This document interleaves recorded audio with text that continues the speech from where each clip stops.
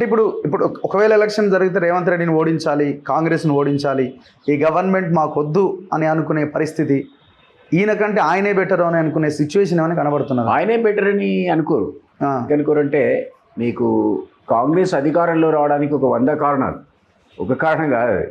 అందులో 99% కారణాలు వాళ్ళు దవ్వుకునే గోతులే.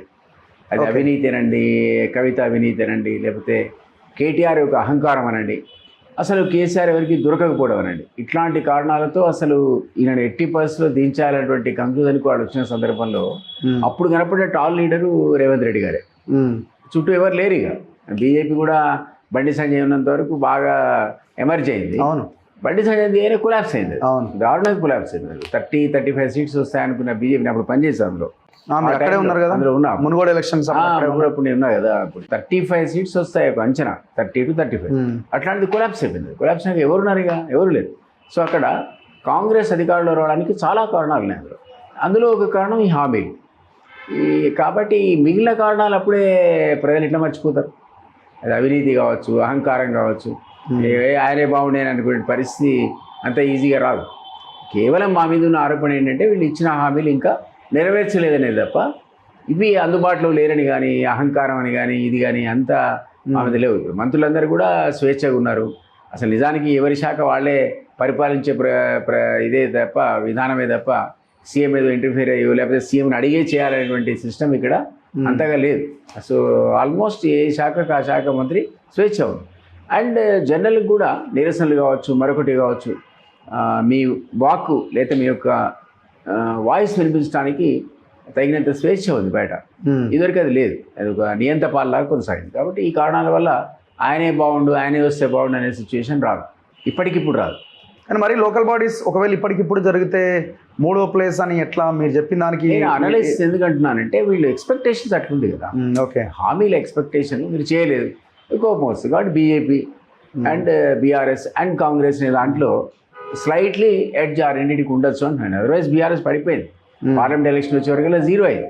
అట్లాంటి వాళ్ళు వాయిస్ లేపగలుగుతున్నారు కొన్ని అంశాల మీద. అవునవునవును, అంతమంది వాయిస్ అవకాశం మీరే ఇస్తున్నారు ఒక రకంగా. అవకాశం వచ్చింది కదా. మీరు డిపిఆర్ లేకుండా మూసి సుందరీకరణ అన్నారు.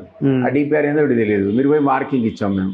ఆ మార్కింగ్ ఇస్తే వాడు అప్పుడే పోయినట్టుగా వాడు ఫీల్ అవుతున్నాడు. అంతే కదా. నిజానికి ఐడియా ఏంటంటే కాంపెన్సేషన్ కూడా 150 lakh crores ఉంది.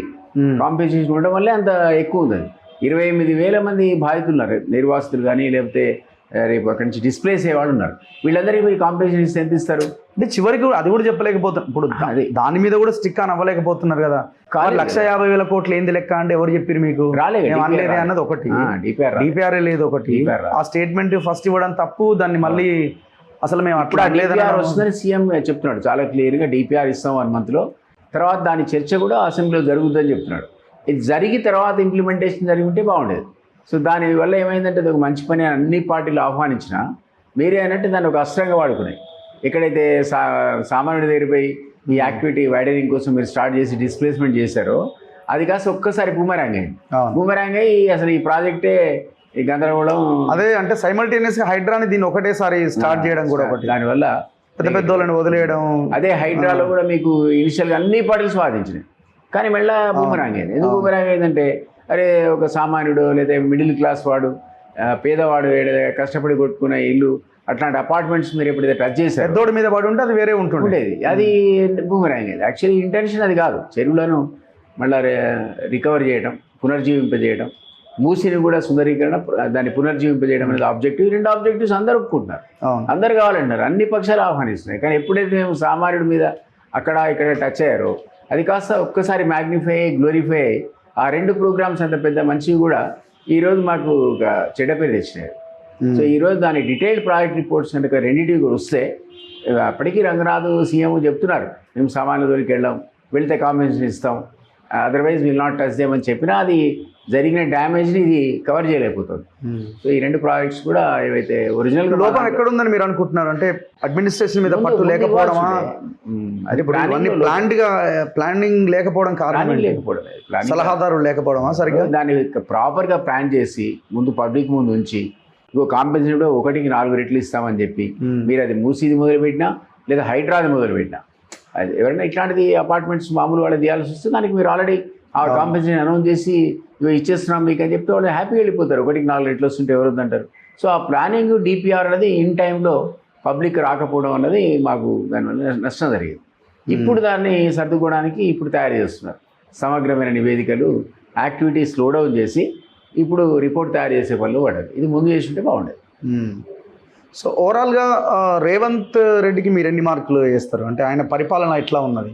అరే స్కీమ్స్, ఆయన ప్రణాళిక, ఆయన దాంట్లో ఉన్న పాజిటివ్ నెగిటివ్స్ ఇవన్నీ పెడితే ఒక చిత్తశుద్ధి అనేది ఉండాలి కదా. సో మనం యాంగిల్లో వెళ్ళాలి, మళ్ళీ నెక్స్ట్ 5 years ఒకవేళ ఎలక్షన్స్ వస్తే మనం గెలవాలి.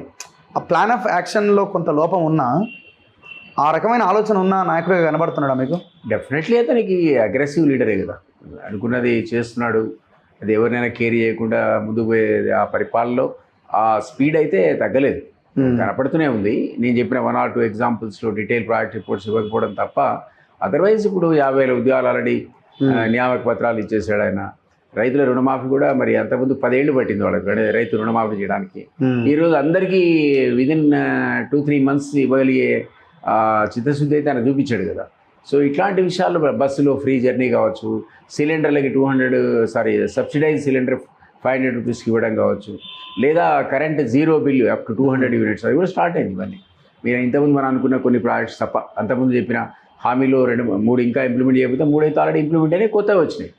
ఇవన్నీ అందులో ఆ చిత్తశుద్ధి కనపడుతుంది కదా. పెద్ద ప్రాజెక్ట్ లేదు మొదలుపెట్టి అందులో కరప్షన్ అనడానికి కూడా వీల్లేదు కదా. ఈ మూసీ లాంటిది 150 lakh crores ఈయన ఎంత తిందాం అనుకుంటున్నాం అని అంటున్నారు, కానీ అసలు స్టార్ట్ అయింది లేదు, రూపాయలు లేదు అక్కడ, ఇంకా స్టార్ట్ కాలే కదా. అందులో అది పీపీపీ మోడల్ అని. పీపీపీ మోడల్ అంటే గవర్నమెంట్కి ఇన్కమ్ వస్తుంది తప్ప ఖర్చు పెట్టేది ఉండదు.